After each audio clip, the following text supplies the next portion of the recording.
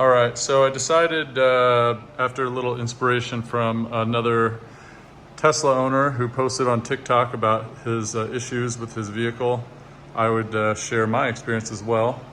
This is my 2014 Tesla Model S that I've owned since about 2015. I bought it secondhand, had 9,000 miles on it when I bought it. And let me go ahead and get in here and show you guys. So let me shut off the AC so it's not so loud. But yeah, basically this vehicle has given me pretty much nonstop problems since I bought it. Fortunately, the original problems were covered under the 8-year Tesla warranty. And basically now it's out of warranty and my battery is pretty much shot, and they want, I think currently their asking price is $16,000 to fix the battery, which only has 20,000 miles on it. But let me give you a little history of the car. So yeah, this car, after I purchased it, after a couple of years, the motor went out. So they had to replace the motor, which thankfully was done under the original warranty. And after that, in 2019, the battery stopped charging. It would not charge. So under warranty, they replaced that battery. That was about 21,000 miles ago. And 2019, sometime in mid 2019. So it's been a couple of years now since that time. And other issues I had with this car recently include the screen, the original screen that came with the car, was getting all bubbles all around it, and it was leaking this like glue all over my car. I don't know if you can see down here. I might need to make another video with a flashlight, but actually here I have a flashlight. There's all this like glue that started like coming down here. You can see it's still leaking, and it just gets all over the place. Anyways, I decided to pay for the infotainment upgrade, which was about $2,000, in which they would replace this whole screen, upgrade to the 4G SIM card, because the 3G SIM card stopped providing service. Even though I have lifetime connectivity, it stopped working for quite a long time. And when they did that, they basically bent, you can see how they bent the metal here on my screen. Let me see if I can shine a little light on that so you can see better. But yeah, the metal's bent, and they chipped the piano plastic under here. You can see that right there. It kind of looks all scratched. And you can see here too, they kind of bent this metal out of shape. Let me see if I can zoom in properly. Yeah, it might be a little hard to see. But yeah, this metal on the bottom is all bent, and so is this on the side. But yeah, anyways, and there's also kind of a gap here. I don't know why it's not even, but anyways, they did install the infotainment upgrade, and now I'm unable to charge past 35%, as you can see here.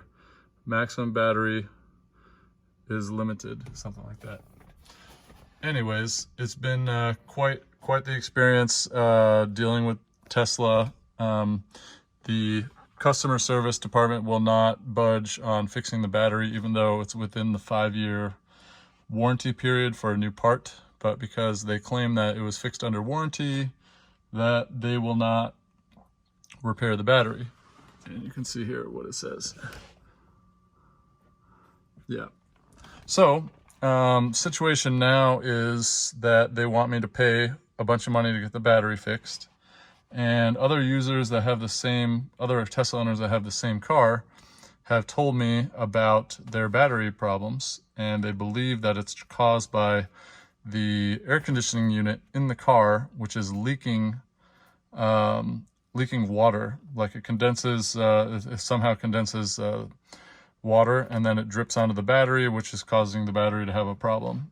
Anyways, the battery that they installed, which has 20,000 miles on it about, has stopped working properly. And yeah, I've been trying to get Tesla to fix the battery under that part warranty, but they're claiming that, because I didn't pay for the battery out of pocket and that it was replaced under warranty, that they're not going to cover it. So they basically installed some sort of used battery, I think, into my car. must be taken from another Tesla where the battery went out. Maybe they repaired that battery or something, but then they installed that used battery in my car, I believe. And now it's only a couple of years later and having this issue. Yeah, I definitely would say I can't recommend anyone buy a Tesla. It's been quite the ordeal, you know, paying top dollar for a car like this and then dealing with all these like nonstop problems. You know, I have multiple other cars, and I will have to say that, you know, the Toyotas that I have and other makers have produced much more reliable vehicles. I haven't gotten stranded anywhere, whereas this car, you know, has been giving me all these problems. So I've attempted to get Tesla service to help me fix the problem. I've tried to email everyone I could over there because it's impossible to reach anyone over the phone. And yeah, this it's been quite an ordeal. It's been a few months now that I've been trying to get this fixed, and even to just get this screen repair fixed that they installed incorrectly, just to try to get that fixed. It's been, you know, months of waiting, and they keep changing my appointment like every week or two that they make it. They're saying the parts aren't available. So I'm at the point now where, you know, I'm gonna have to make this video and share my experience, and possibly, you know, search for an attorney perhaps to help me with this whole situation. But yeah, as a Tesla owner, you know, this car does have positives. It has a cool screen. It's very quick. It has good acceleration when it does work right. It looks nice, but yeah, it just was not built properly. I've had, you know, leaks in the back, like the water leaks in through the back ceiling on both sides. The rear view lights and headlights, they develop condensation, and they get all this condensation inside. It's impossible to get out. You have to basically buy new ones. I've had problems with the door handles, pretty much all the same problems that everyone has, I've been having. So yeah, I would love for Tesla to do the right thing and help me out with this defective battery that they installed. It's either the battery itself or some sort of firmware that they installed with this infotainment upgrade that basically made my battery go from 100% perfectly fine to only charging to a maximum of, let's see, right now it's 35%. It was basically charging for a few days, and that's all I'm getting. So it's still drivable, but it's very limited on where I can go and how far I can go. And I mean, I really can't even take a road trip with this. If I want to drive, for example, you know, a few hundred miles, I have to make sure there's superchargers that are within the 35% range, and I have to stop many times to do that. So yeah, it's pretty annoying, and Tesla is not being helpful in terms of fixing it. So yeah, just this whole experience has put a sour taste in my mouth with these cars. I can't recommend anyone buys a Tesla, you know, until they, you know, really get their act together. I would say, you know, when I was within the 8-year warranty, they were pretty helpful, but ever since then, it's been, you know, every little thing that goes wrong, it's out of pocket. Even if it's really a defective vehicle, like the screen was dripping all of this like glue down here, and I tried cleaning it up, and the screen just looked terrible for a few years. There's going to be all these bubbles here. And yeah, the only way to get that fixed is to bring the car in and pay out of pocket $2,000 to get it replaced, which they, of course, I don't even think they did it right, because they bent my trim all out of shape, and they have agreed to fix that, but it's been a few months now and they still have not gotten the parts in to fix it. So now I'm really not concerned about that. It's more about the battery pack being fried or whatever it is that happened. I do charge here at home with a you know, regular outlet. It's I think it's a NEMA outlet, which charges it somewhat faster than a regular one.